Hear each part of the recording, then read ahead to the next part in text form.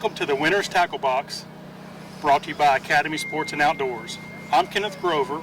We're at the Alabama Bass Trail South Division Tournament on beautiful Logan Martin Lake. We're here with the winners with Mike Freeman and Brannon Hurst. Just won this tournament, guys, 17.64 pounds. Tell us about your day and how your patterns and baits turned out for you today.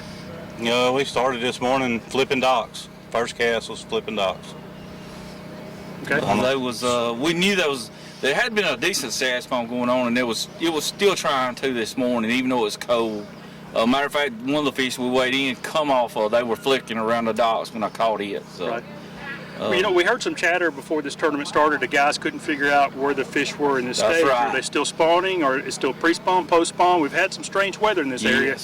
What do you guys think the stage of the fish are right now? It's all three. Yep. All three? All three. That was one of the things that was real confusing to us. Was we came down here last Saturday and fished a little tournament. First time we've been on the lake this year, other than one other time in February, and we didn't have a clue. We actually were fishing way ahead of them, and you know, once we kind of figured out that they were some in all different stages, then you know we kind of got clued in a little bit. But we were lost last weekend. Now, so I know we saw you on the water like mid-morning, late mid-morning, and saw what you guys were tossing jigs on docks.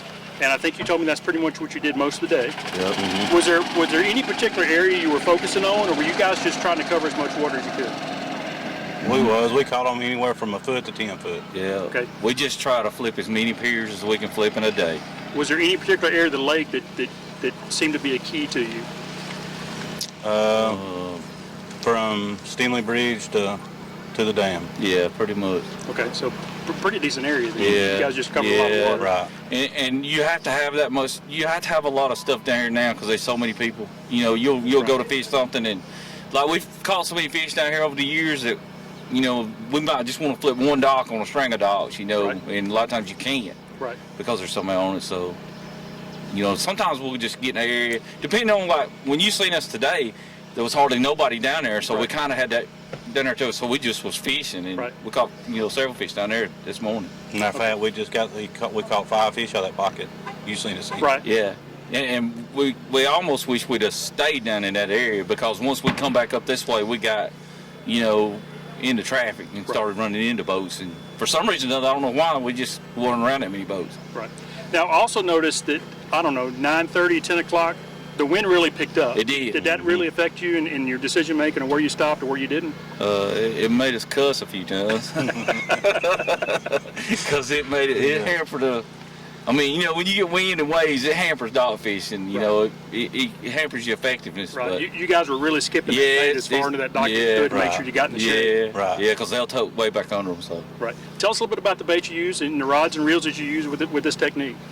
It's just an Arky jig, white jig, you know, and I use a loose reel, 20-pound cigar, and a Fitzgerald rod. Okay. Now, one other thing I noticed, when I first pulled up on you, you were in the front of the boat, and it looked like you were fishing your jig more kind of up, more swimming it, more kind of up in the column. And I noticed you seem to be kind of more fishing close to the bottom. Right. And I made note with my camera guy, I said, you know, we talk all the time about team tournaments. It's good to have the two guys doing something a little bit different.